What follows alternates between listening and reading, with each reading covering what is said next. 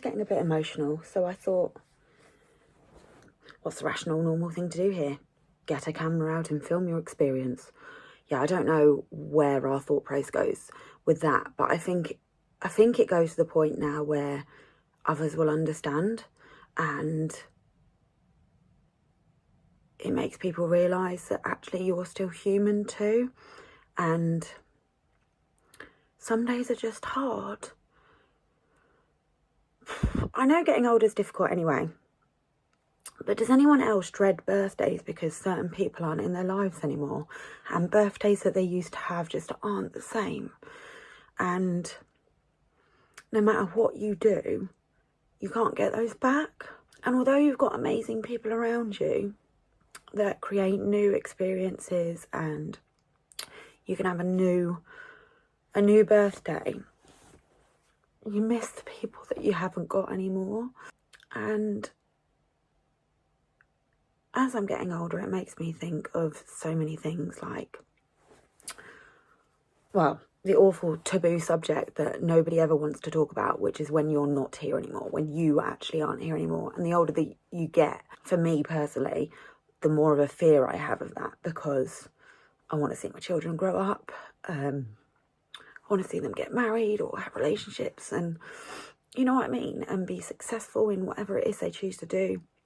And sometimes days like this are the days that you have to, like, let in and take on board and just be in that moment and allow yourself to have those feelings. Because although I'm sat here crying, and my children, I don't like them seeing me upset and I don't like them seeing me cry, it's natural and it is human, and it's okay to be like that, and it's okay to feel like that, because it's okay to miss people. And some days I struggle more, I think, because I don't have any family in the UK that I'm really close with or I really speak to. The reason I was able to move when I did was because I only have a couple of friends that I'm really close with that still live in Shrewsbury. I don't really have anything that can hold me in the UK, as stupid as that sounds. A lot of people ask me why I don't move to Cyprus to be closer to my family. But I like living in England. I like my life in England. And as much as I like going abroad for holidays, I don't like being totally boiling hot. It's not for me. So I couldn't move to a country like that. And also, serious goals in the future, I like being able to potentially afford to have a house where I can have a bit of land, and have my horses again, because I miss that terribly. But I wanted to come on and just kind of share my thought process this morning, which is actually relatively normal for me and not gone off in about 50 directions of thought. I'm sure I look shockingly shit, but here we are. This is the reality of real people in this real world that we all live in. And I know I'm not alone today. I know that there are thousands of people around the country, around the world even, that have lost people. And that when it comes to a birthday, that's when it kind of hits you with a fucking great big truck. I've lost two of my best friends within 6 months. So I lost Marissa in October, and then another best friend passed away in March the following year, in 2021, both to cancer. And days like today are just sucky. Some days you think of these people more than others.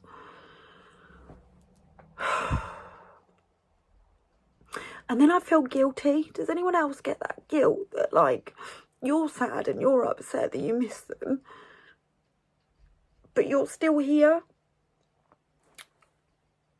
And then I also have this stupid thing. I'm probably massively oversharing, but why change the habit of a lifetime? Then I have this also awful thing that the older that I'm getting, the more hypochondriac I become. And like a small ailment, I'll be like, oh my God, don't Google that. I'm definitely dying. Like, I don't know. It could be like I found a random lump somewhere and now I think I have some sort of tumour and that's the end of that. Like, because how have I made it past where they were? Like, I don't even realise the point of this video other than, like, to talk to people, because I don't really have a lot of people. I do have close friends that I messaged every day. Don't get me wrong, I do still have friends that but sometimes just saying stuff out loud even sat talking into a mirror, I can't see myself right now. I'm looking at a camera. I can't even see what you see. So essentially, it's not a selfie, which is never good because the angle could make me look like I've got about 50 chins still, but hey ho, we live. Again, kind of the purpose of the video, we live, and they're not here anymore.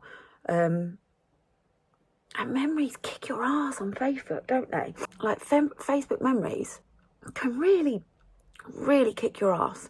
Like, kick your ass.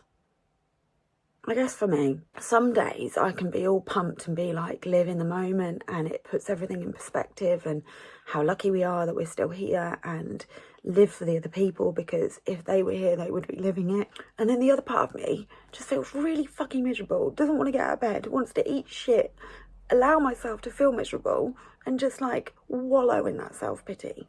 And I guess what I'm trying to say is those days are okay too, and it's okay to feel like that.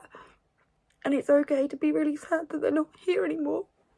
I guess this year, I think it's probably a little bit worse for me, in a sense that I'm currently doing all my wedding planning.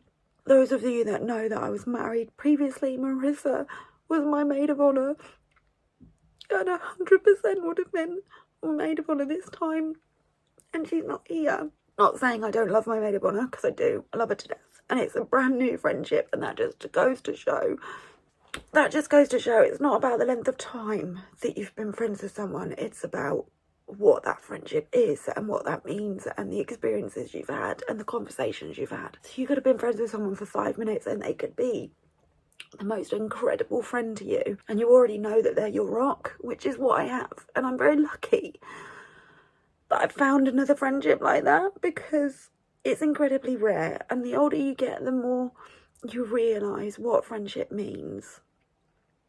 And you know what, in a weird way, having a teenager who is going through friendships, and forget the disability for the minute, going through friendships and seeing people and coming to me with conversations about certain people and like saying this, and I'm like, Nicole, you know, this person in 10 years time will just be a memory, and she won't be your real friend.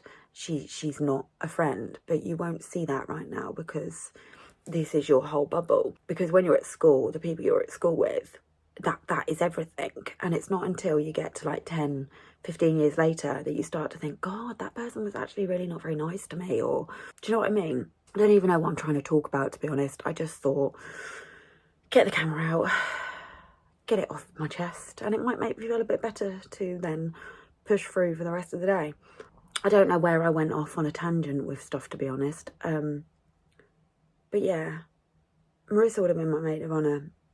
Donna, who I lost in March 21, we had a different friendship. She wasn't a friendship we spent birthdays and stuff with. Our friendship was very much centred around the charity that I run. We became friends because of me running the charity and because of her volunteering and supporting, and our friendship became close due to that. So you know how, like, when my mum was, like, when I was younger, my mum, you would say to me, you have different friends for different things in life, and I didn't really understand that until probably 10, 15 years ago, when you have certain friends that you would call up and you could go shopping with, or certain friends that you would just go grab a coffee with.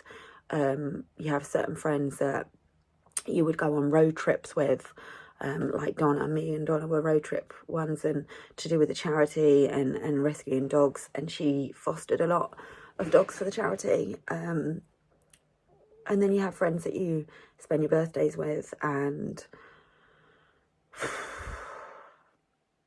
spend family time with, or you have friends where they have a family same sorts of ages as you, and you spend holidays with them and stuff like that. And I think in the last 10 years, I've realised a lot of friendships change over time and adapt as you grow, as they grow, as things change. One of the things I'm incredibly sad about is I had another best friend who was also a bridesmaid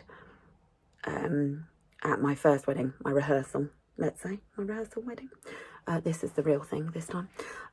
So one of my other bridesmaids, we knew each other from college. we didn't speak for a few years. Not anything bad, just we just didn't speak. It just fizzled, I guess, as friendships sometimes do, and then reconnected. And due to her relationship with her now husband, obviously I was a bridesmaid for her wedding, etc. Her husband, unfortunately, was best friends with my husband, and due to the relationship breakdown of us, I guess sides were picked, and through all of that, I genuinely thought she would still be in my life and be there for me, and she wasn't, and that hurts when I've lost other friends and she's still live and kicking. And I made that effort afterwards, and I know, and I can 100% say to myself, I made that effort. And she didn't. And if she is listening to this, genuinely, I'm disappointed, because I thought we were real friends. And regardless of your husband, friendship is actually far more meaningful. So I'm actually quite gutted and disappointed in you as a person. Especially when they know a lot of your life and they know a lot of the ins and outs of things. It just makes you think, was that all fake? And that's quite painful. I guess this is quite a raw video from me, actually, a raw convo, but here we are having it, and I don't think I should feel ashamed of how I feel, and I don't think anybody else who has been in my situation should feel ashamed. And sometimes you don't get to have those friendships, and I feel sorry for the people that have never been able to experience what I experienced with Donna and with Marissa, because I guess I'm really lucky to have had those. I look back on those times. What I'm really grateful for, actually, is that I'm obviously with Callum, and me and Callum have been together nearly 4 years, and he met both of them, and I'm just so grateful he did, because it makes it easier when I talk about them, because I know he knows who they were too. So he's my rock as well, that I can have that discussion with and be like, oh my god, this happened this time, and yada yada yada. And he understands and he listens and he gets it, so that's nice. I guess ultimately, no matter who it is in your life, don't take them for granted, because whatever the future lies and holds in store for you and for them, it could mean that you just have to live off those memories, and that is bittersweet. I never understood the terminology or the concept of being bittersweet, but I really do now, because it really is bittersweet. It's bitter, and it leaves a nasty taste in your mouth that you can never have those things again. Fucking hell, I need to stop crying this whole video. I'm just crying, and I'm so sorry, and you probably haven't even been able to understand half of the shit I'm saying, because I'm too busy wallowing. It's sweet that we got to live them. It's sweet that we have those memories, and it's sweet that I shared all those experiences, but it's bitter as fuck that you're never going to have them again. And it hurts. It genuinely hurts. Especially when you were friends with the people that now aren't your friends, and you don't understand why they're not your friends. I had like 3-4 other really, really close friends that I've told the story before of them backstabbing me, and I genuinely hold my hand to this day, not a fucking clue.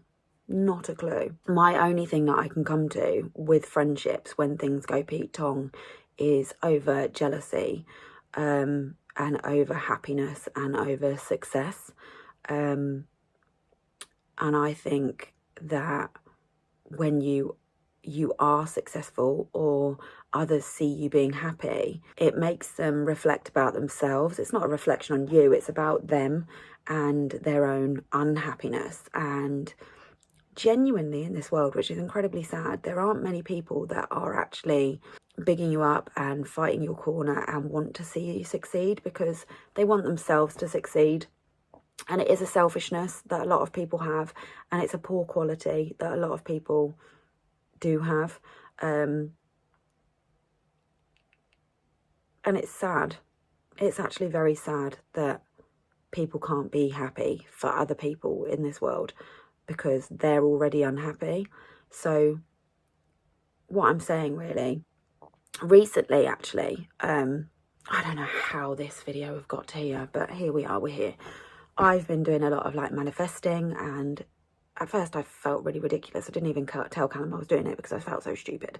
But genuinely, I feel like it's putting me in a better place mentally. I have suffered. I've made no bones about that. I have suffered in the past with anxiety and depression. I used to take medication for that. I joke, obviously, that I got divorced and that was fine. But around about that time, to be honest, I did start thinking I can take my life back and take control of myself. And I think that mindset-wise, I was in a position to try and like sort myself out. It didn't work for quite some time. I was in a very big pit of despair, and then obviously being homeless and all that sort of jazz, that was never great. That's another story. Anyway, I don't know where I was going with that, apart from the fact of manifestation and happiness. And actually, the circle of friends that I have now, although people are friends with me that are online and like through WhatsApp and stuff like that, because we all know each other physically when we meet for events and things that we go to. Unfortunately, the friends that I'm friends with don't live close to me to be able to like pop and see. I've only got one friend who lives in the same like area that I live in that I can see, who actually we're going out for a drink on Saturday for my birthday, so that'd be nice. But those friends, I feel like people gravitate towards you who are in the same mindset. And I feel like the group of friends that I have now, we're all very supportive of each other and we all kind of have the same mentality. And even yesterday, funnily enough, we were having this sort of conversation about not bringing each other down and how it's almost like a bit like a team of bigging each other up, and you know that you can talk to them and it's not, you're not in competition with each other. You're able to be there for each other and be like, yes, go you, that's amazing, well done, and genuinely feel that well done for them, and genuinely be like, you're fucking smashing it, go you. I guess I have to appreciate those things and those people because I'm lucky that I've been given another opportunity to share those memories with other people and have that, because sometimes you don't get that opportunity again. And actually, when you're like a stay-at-home mum or you're unable to work for whatever reason, it can be really quite isolating, and meeting people is incredibly hard. Like when you're not stood in the playground as a mum, say, talking to other parents, which I wasn't very good at anyway, because I'm not false. This is the trouble. Half of my problem is I'm not false, and the older I've got, the worse I've got at like saying it as it is and being quite blunt, and people take me as quite sarcastic and rude, and I don't mean to appear and come across that way. I do have a very dry sense of humour, and I do have a very like probably a poor undertone of humour, if that's even a word, but I'm not a horrible person, and if you are in my circle of friends, you would know that I am one of the most fiercely loyal people on the planet, and I will have your back in a fucking heartbeat. But once I've cut you off, I've cut you off. It's almost like a 3 strikes for me. I don't know about anybody else, but that's kind of it. But yeah, I think that surrounding yourself with people is difficult as you get older because there aren't the opportunities to meet people. Marissa I actually met at work when I applied for a job and got a job at Lidl, and she ended up being my supervisor at Lidl, and that was how our friendship materialised. And Nicole at that point was 4 months old, and we'd recently moved, and that was my into meeting people. And then I met her friends and her other best friends that she'd already got, and became friends with them too. And it was like a lovely clique of people. And I'm really lucky that I'm still friends with those people. Again, going to start crying because it brings you back to the wedding that one of her other best friends, Caroline, who I met through Marissa. The link there obviously is Marissa and how much of an amazing person she was and how many best friends and how many people that she touched in her life. Not like that, you creepy fuckers. And Caroline is a photographer, and she did, her and her husband, actually, they're a great team. They did pictures of my children when they were younger, and I've got some amazing photos. And obviously she was my first person I messaged when me and Callum got engaged for doing my wedding. And she is, because I feel like having her there is a nice memory thing. Fucking hell. So it's about trying to keep those memories alive, make the most of the people and the experiences you have, and friendship. If you've got a friendship, hold on to it, because they are important and they are valued, and they can be took away in an instant. So it's really, really important. But just as equally, I will point out by saying friendships work both ways. So although people say the whole, have they text you? You do need to text them too. You can't just be like everybody, you expect everybody to message you. It's give and take, and that is the whole point. Friendships are about give and take. So you need to be a decent friend and they need to be a decent friend. Just be a decent human being, really, which a lot of people on this planet unfortunately lack. Anyway, sorry for all the tears. So yeah, I feel a bit better for talking things through. Oh my God, I feel like I'm going to cry again. It's just non-stop. I worry with my crying as well. For anybody who knows, I end up turning like Quasimodo, and for quite some time, the reason Quasimodo started, genuinely, not even going to lie, the reason Quasimodo started was because Marissa died in October and I was crying solidly, sobbing like I've never sobbed before. And my eyes swelled up like a motherfucker. And I wonder if I've blocked all my tear ducts. That's my latest research, because jewellery does it as well. Like dodgy jewellery, not even dodgy jewellery, just jewellery that's not sterling silver or like real. See, my eyes are getting sore now. That does it to me. Certain makeup has made me like go Quasimodo. I will insert pictures so you can all laugh. But yeah, so probably now I'm going to look like Quasimodo for the day. Also my hay fever, that kicks me off. I'm allergic to cut grass, that kicks me off. I'm allergic to a lot of things. Maybe I should do a podcast just on like all my allergies, because Callum thinks it's hilarious that I'm literally allergic to everything. He's like, you're allergic to life. And I'm like, yeah, I think I am. But here I am, kicking ass. Anyway, I'm going to leave this on a note of not crying and friendship level of keep your friends close and make sure they know that they are your friends and that you love them, because it's important. I love you lots and have a wonderful day.